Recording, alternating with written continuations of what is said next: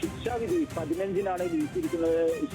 വിധി ഉണ്ടാവുക എന്തായാലും വിധി ഉണ്ടാവുക എന്തായാലും ക്രൂരമായ, അതായത് ക്രൂരമായ കൊലപാതകമാണ് 2025 ജനുവരി 27-ാം തീയതി നെന്മാറ പോത്തുണ്ടിയിൽ വെച്ച് സുധാകരനെയും അമ്മ ലക്ഷ്മിയെയും വെട്ടിക്കൊലപ്പെടുത്തിക്കൊണ്ട് ചെന്താമര നടത്തിയിട്ടുള്ളത്. അതിൽ ചെന്താമരക്ക് തൂക്കുകയർ തന്നെ, വധശിക്ഷ തന്നെ നൽകണമെന്നാണ് ഇപ്പോൾ അല്പസമയം മുൻപ് സുധാകരൻ്റെയും അതേപോലെ തന്നെ സജിതയുടെയും മക്കൾ പറഞ്ഞിട്ടുള്ളത്. കാരണം തങ്ങളുടെ അച്ഛനും അമ്മയെയും മുത്തശ്ശിയെയുമാണ് ഈ ക്രൂരനായ ചെന്താമര വെട്ടിക്കൊലപ്പെടുത്തിയത്. അതിക്രൂരമായ കൊലപാതകം തന്നെയാണ് ഒരു അന്ധവിശ്വാസത്തിൻ്റെ പുറത്ത് നെന്മാറ പോത്തുണ്ടിയിൽ നടന്നിട്ടുള്ളത്. ചെന്താമരയുടെ കുടുംബം പിണങ്ങിപ്പോവാനുള്ള കാരണക്കാർ സജിതയാണ് എന്ന് ഒരു ജ്യോത്സ്യൻ പറഞ്ഞു. അതായത് നീണ്ട മുടിയുള്ള ഒരു സ്ത്രീയാണെന്ന് ജ്യോത്സ്യൻ പറഞ്ഞു. തുടർന്നാണ് ചെന്താമര നിരീക്ഷിച്ചപ്പോൾ സമീപവാസിയായിട്ടുള്ള സജിതയ്ക്ക് നീണ്ട മുടി കാണുന്നത്. തുടർന്ന് വീട്ടിൽ കയറി 2019 സജിതയെ അതിക്രൂരമായി വെട്ടിക്കൊലപ്പെടുത്തുന്നു. അതിൽ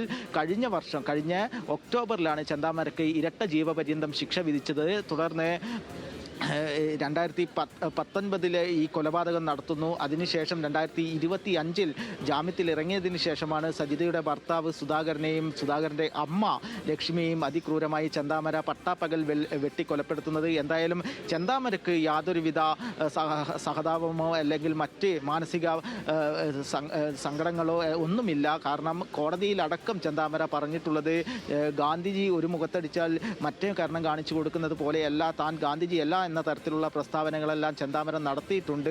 അത്തരത്തിൽ ക്രൂരമായ ഒരു മനസ്സിനുടമ തന്നെയാണ് ചെന്താമര എന്ന് നമുക്ക് മനസ്സിലാക്കാൻ വേണ്ടി സാധിക്കുന്നുണ്ട്. കാരണം കഴിഞ്ഞ കേസിൽ, അതായത് സജിതയെ കൊലപ്പെടുത്തിയ കേസിലും സമാനമായ പ്രസ്താവന ചെന്താമരയുടെ ഭാഗത്തു നിന്നും ഉണ്ടായിരുന്നു. കോടതി ജഡ്ജി കെന്നത്ത് ജോർജ് വിധി പ്രസ്താവിച്ചിട്ടുള്ളത്. എന്തായാലും ശിക്ഷാവിധി ഇത് തന്നെയാണ് കേരളം ഉറ്റുനോക്കുന്നത്. കാരണം മറ്റന്നാൾ 15-ാം തീയതി ശിക്ഷാവിധി ഉണ്ടാവും. കോടതി നിലവിൽ ചെന്താമര കുറ്റക്കാരനാണെന്ന് കണ്ടെത്തിയിരിക്കുകയാണ്. കേസിലെ ഏക പ്രതിയാണ് ചെന്താമര. ശാസ്ത്രീയ തെളിവുകളുടെ അടിസ്ഥാനത്തിലാണ് ചെന്താമര കുറ്റക്കാരനാണെന്ന് കണ്ടെത്തിയിരിക്കുന്നത്. 82ഓളം സാക്ഷികളാണ് ഈ കേസിലുള്ളത്. 131 അധികം സാക്ഷികളെ ഉണ്ടായിരുന്നു. 82 സാക്ഷികളെയാണ് വിസ്തരിച്ചിട്ടുള്ളത്. 4ഓളം സാക്ഷികൾ കൂറുമാറിയിരുന്നു എന്നാണ് നിലവിൽ കോടതിയിൽ നിന്നും അറിയാൻ വേണ്ടി സാധിച്ചത്. എന്തായാലും അതിക്രൂരമായ കൊലപാതകം കേരളം കാത്തിരിക്കുന്ന വിധി മറ്റന്നാൾ ബുധനാഴ്ച ഉണ്ടാവും. പാലക്കാട് ജില്ലാ സെഷൻസ് കോടതിയാണ് നെന്മാറ ഇരട്ടക്കൊലപാതക കേസിൽ വിധി പറയാൻ വേണ്ടി പോകുന്നത്.